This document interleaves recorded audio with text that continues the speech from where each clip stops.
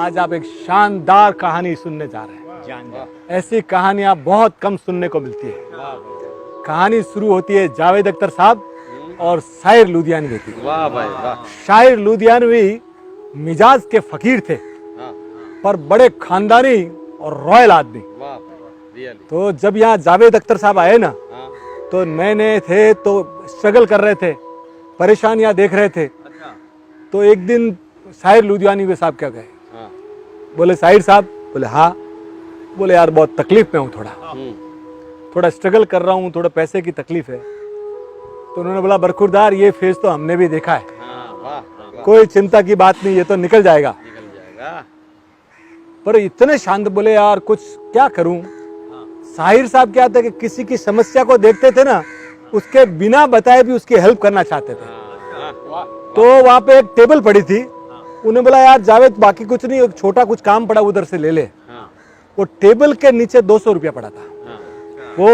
वो अपने हाथ से देके अगले को शर्मिंदा भी नहीं करना चाहते थे, इतने उनकी शानदार शख्सियत थी। जावेद साहब ने 200 रुपया लिया, चले गए। देखिए समय कैसा बदलता है। इधर सलीम जावेद बन गए, काला पत्थर, त्रिशूल, दीवार, एक से एक शानदार मूवीज आने लगी।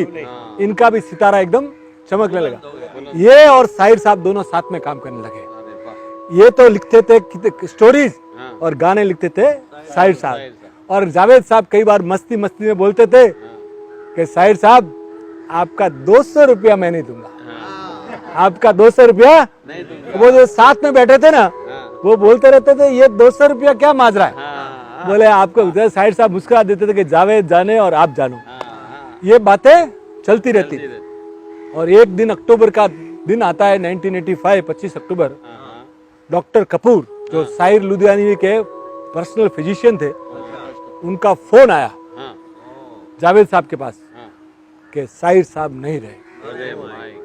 और जैसे ही सुना ना, जावेद साहब के पांव से जमीन खिसक गई कि उर्दू की शायरी का जो शेर था ना, वो हमको छोड़ के चला गया। घर पे पहुंचे तो सफेद चादर में वो महान आदमी लिपटा हुआ है, उनकी दोनों बहनें BR चोपड़ा वगैरह सब खड़े हैं, और वो नम आंखों से जावेद साहब उनको देखते रहे।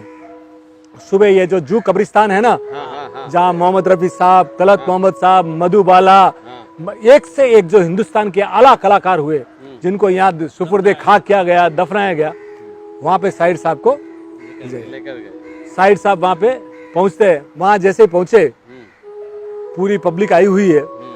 अब जावेद साहब के आंखों से आंसू नहीं थम रहे थे। क्या आदमी था। उनका चेहरा देखा तो उनको देखते उनके उधर, उनको जैसे पूरे मुस्लिम रीतो रिवाज के साथ उनको दफनाया गया। तो जो पब्लिक आई थी वो धीरे धीरे धीरे धीरे चले। जावेद साहब वहां बैठे रहे, उनका बड़ा गहरा नाता था, तो उनकी आंखें नम हो रही थी। वो बैठे रहे, सब पब्लिक चली गई। जावेद साहब अकेले रह गए और एक दो जने और रह गए। और जब जावेद साहब बाहर आ रहे थे ना, तो पीछे से आवाज आई कि जावेद साहब, जावेद साहब। तो देखा कि एक अशफाक साहब थे। वो एक तबस्सुम जी करके एक राइटर हुई है, उनके हस्बैंड है। और वो तबस्सुम जी शायर लुधियानवी का बहुत रेस्पेक्ट करती थी। तो बोले यार वो क्या, सुबह सुबह उन्होंने सुना तो वो नाइट शूट में आ गए, तो कुछ लेके नहीं आए थे। बोले जावेद साहब आपके पास कुछ पैसे है क्या? बोले हाँ बोलिए ना, क्या बात है? बोले वो जिसने कब्र बनाई है ना, उसको पैसे देने। बोले ले लो। बोले नहीं, सिर्फ 200 रुपया दीजिए। वो 200 रुपये हाँ दिए गए। तो साहब ये जीवन का नियम कैसा है किसी को मालूम नहीं है। ये दुनिया है ना, सब फक्कड़ों की है और फकीरों की दुनिया है। आए हो खाली हाथ चले जाओगे, दिल बड़ा रखो यार। Thank you.